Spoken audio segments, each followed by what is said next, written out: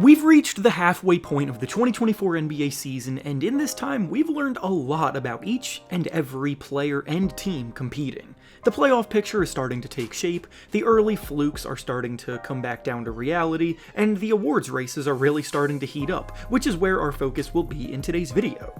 Today we'll be going through every major individual award, and we'll be picking out who the leader in the clubhouse is as things currently stand, along with identifying two runners-up close behind them in the running.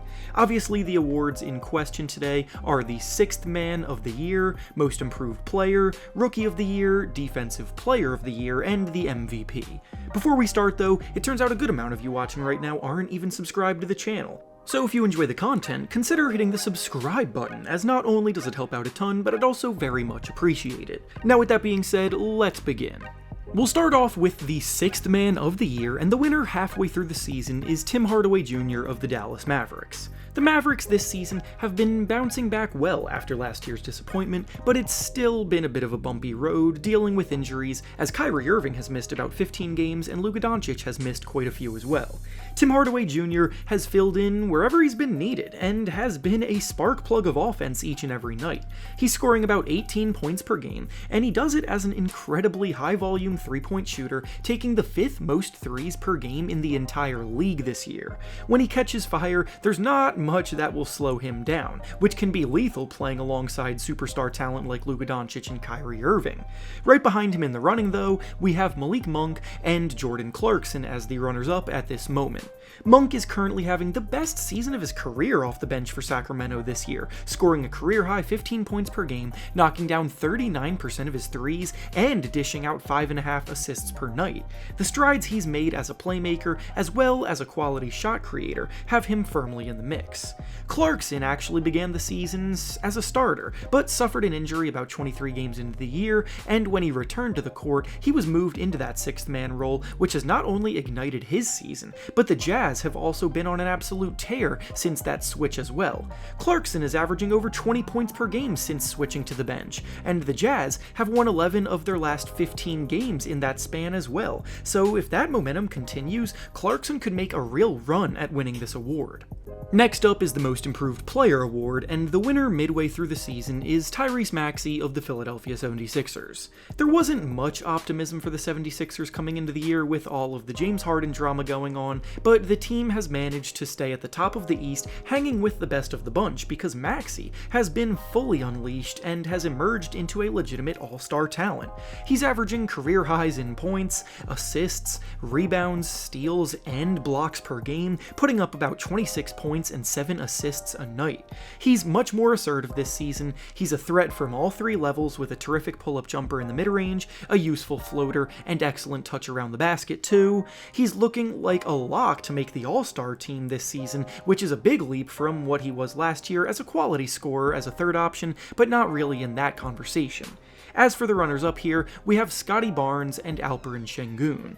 Barnes was the Rookie of the Year in 2022, but didn't really improve that much last season, so now in year 3, he is shining, so bright that the Raptors felt comfortable trading away Pascal Siakam to fully hand the keys over to him.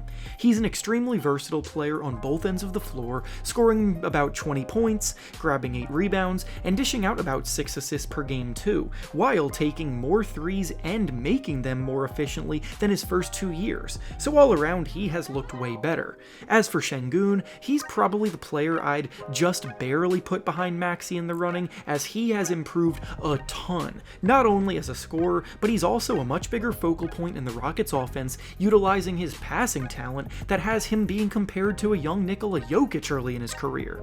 The next award up is the Rookie of the Year, and the winner midway through the season is Victor Wembanyama of the San Antonio Spurs. This is the award with the tightest race right now in my opinion, because Victor and Chet Holmgren are legitimately neck and neck with 2 different yet totally valid arguments to be made for each. I myself have gone back and forth between the 2 of them as well plenty of times because of this, but I side with Wembanyama ever so slightly right now. Wembanyama doesn't even play 30 minutes per game, and yet he he is leading the entire NBA in blocks per game, and he's doing that while also putting up 20 points and 10 rebounds a night as well. This is elite production from a first-year player, and he's absolutely been living up to the hype early on. The Spurs may not be winning all that much, but Rookie of the Year has never really been an award about winning games because the best rookies are typically drafted to bad teams in general. With that being said though, obviously Chet Holmgren is the first runner-up along with Jaime Jaquez. Chet's argument for the award here is that the production is only ever so slightly worse than Wemby's, while doing so as a third option on one of the best teams in the NBA. He's putting up about 17 points and 7 rebounds per game, while ranking 4th in the league in blocks per game.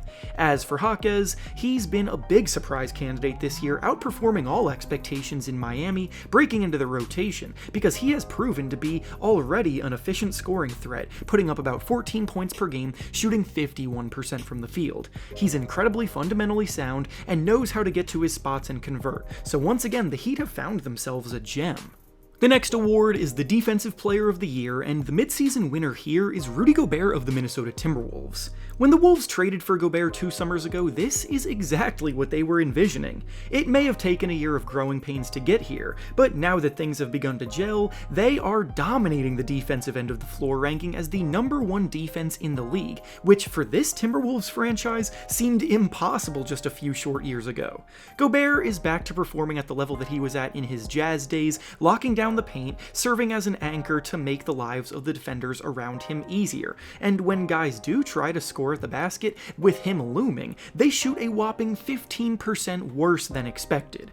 When you're doing all of that while anchoring the #1 ranked defense in the NBA, it's a pretty good case to win this award, so once again he is the man to beat here. As for the runners-up, we have Bam Adebayo and Chet Holmgren. Adebayo is once again having an underrated defensive season where his second-to-none versatility on that end has been crucial to the Heat ranking in the top 10 defensively.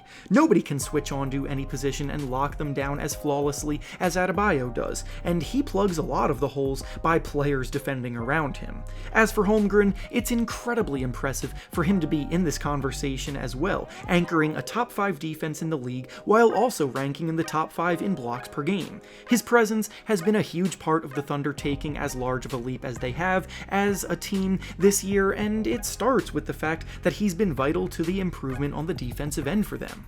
And finally, the last and arguably biggest award of all is the MVP award, and the midseason winner here is Joel Embiid of the Philadelphia 76ers.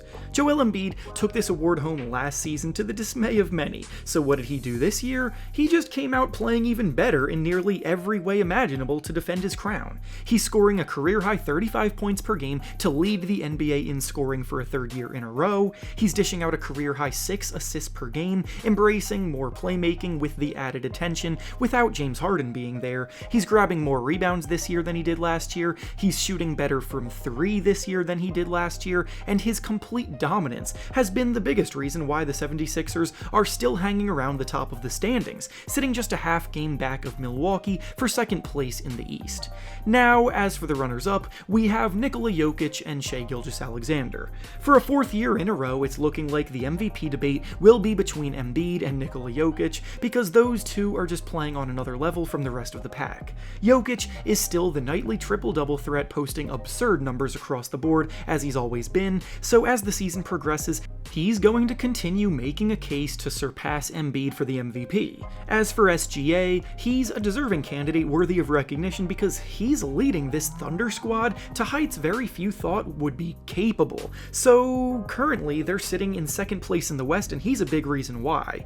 He's leading the way for them, scoring 31 points per game, shooting a ridiculous 55% from the field as a guard, proving to be absolutely unstoppable when he gets to his spots, gets in the paint, and creates some space. He's also leading the league in steals per game, generating a lot of turnovers that create easy offensive opportunities for this young and spry group, and every time the Thunder need a basket down the stretch of a game, he is there to come through for them.